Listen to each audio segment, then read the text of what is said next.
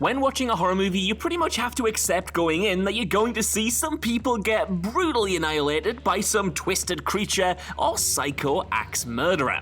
But there are some deaths that we as audiences look forward to with a little bit of glee. With that in mind then, I'm Josh from WhatCulture.com, and these are 10 horror movie characters you couldn't wait to see die. Number 10, Wooly, Dawn of the Dead.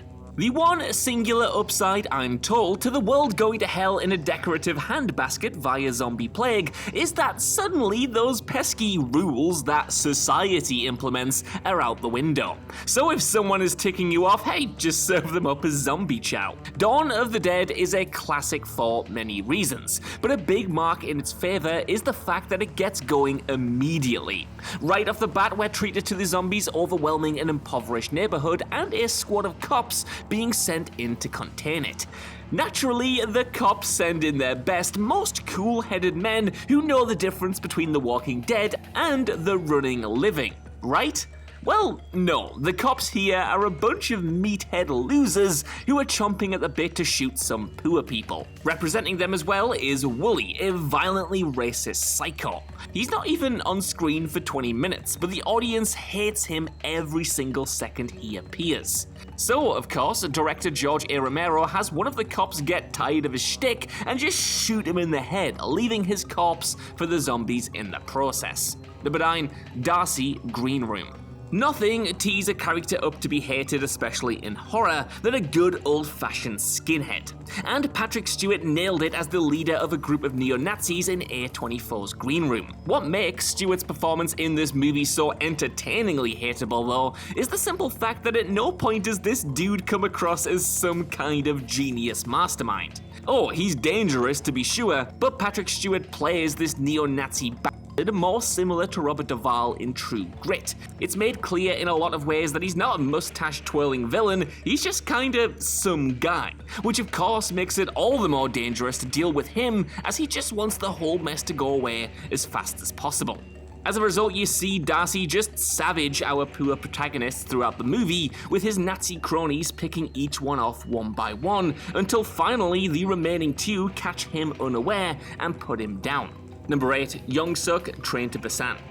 Like with all great zombie movies, Train to Busan shows that the real monsters are often the humans that you're stuck with while hiding from the zombies outside. And Yongsuk more than fills that role in this movie. The blood-sucking, arrogant boss of our protagonist, Yongsuk is the kind of guy you want to die as soon as you meet him. The movie knows this as well, and so has this slimy little weasel of a man slip out of karma's grasp at every single turn, much to your chagrin. Director Yong Sang-ho described the conflict of the movie as, quote, selfishness spreading like a disease, end quote, and Yongsuk embodies that entirely. Half of the survivors in the climax even meet their end due to this guy using them as human shields against the zombies. And all of this leads to the sick punchline that it was ultimately for naught, as when our 3 remaining protagonists see Yongsuk again, he's already been zombified off screen. You don't even get that catharsis, but man, it was still good to see this guy go. Number 7, Brendan, Fresh. The reason you hate Sebastian Stan's Brendan so much in Fresh is that, originally, he actually makes you like him. This flick starts with Brendan, who initially refers to himself as Steve at this point, meeting Daisy Edgar Jones as Noah, as the two unexpectedly hit it off, enjoying a couple of dates together and eventually agreeing to a short vacation stay at Brendan's place. For the whole first act, Brendan seems like a nice guy. He's charming, sexy, affable, and even a little bit of a loser. Which makes it all the worse then when it turns out that he's actually a total psychopath who kidnaps women and slowly carves up their meat to sell to high-paying clients. Noah is his latest victim, and Sebastian Stan expertly twists his previously likable performance to embody the true side of this sicko. The way he treats the women, cutting them up with glee, is truly demented, but nothing makes him more loathsome than the fact that he genuinely does fall in love with Noah. In fact, he starts treating her like she's his girlfriend, believing that she likes him back. This only makes it all the more satisfying when Noah bites his penis off then, and eventually kills him with the help of the other women that he tormented. Honestly, it is a brutal death in the moment, but it's still not quite dark enough for this weird freak. Number 6, Captain Rhodes, Day of the Dead. We've had a more obscure Romero character on this list already, but now it's time for the real MVP of the Horror Icons Dead series, and that of course is Captain Rhodes from Day of the Dead. Captain Rhodes is exactly the kind of guy you don't want to have in charge during a crisis of any kind, much less overseeing what is seemingly the last of the human race. Rhodes from the get-go is shown to be both mad with power and just mad classic edition, wielding the tiny amount of authority he has with an iron grip. He is particularly cruel to Bub, the partially intelligent zombie that the scientists under his command have been using as a guinea pig to try and find a cure. So, of course, the film ends with Bub getting his payback on Rhodes by shooting him in the gut and leaving him for the zombies. Rhodes has by far the most badass death on this list as he watches the zombies tear and eat his flesh and organs and bones and only has one thing to say: choke on him. Number 5, Norma Carrie. No character archetype quite raises as much ire in audiences like a good old-fashioned high school bully, and Carrie had quite the pick of the litter in that regard. In fact, it was hard to choose which of the cartoonishly terrible teenagers in this story to showcase, but seeing as how Norma is the one who ultimately pushed poor Carrie over the edge, I'd say she probably wins out. Now, we technically don't see Norma bite it, but we do get to see her get hit with a fire hose and then knocked out. Now, I've personally never been hit with a fire hose, and quite frankly I don't trust anything that fires massive jets of water. I mean, I played GTA, I'm not a fool, but you know just from looking at it that getting hit by one full blast will not be fun. In fact, actress PJ Souls actually had one of her eardrums ruptured because director Brian De Palma refused to listen to those pesky, sensible people and their logic and actually hit her with an actual fire hose, which is, yeah, that's not cool, dude. As for Norma, the character, for dropping that bucket of blood on Carrie's head at her moment of triumph, Norma is implied to have been knocked out by the fire hose and left to burn alive with the rest of her class. Number 4, Rose Hat Dr. Sleep. Dr. Sleep gave audiences one of the best villains in the Stephen King canon with Rose Hat, a psychic vampire that feeds on the minds of others. Her favorite meal, of course, being young children. When her actions run afoul of the grown-up Danny Torrance, the film becomes a terrifying game of cat and mouse, as this terrifying woman chases Danny all the way back to the hotel where this story began.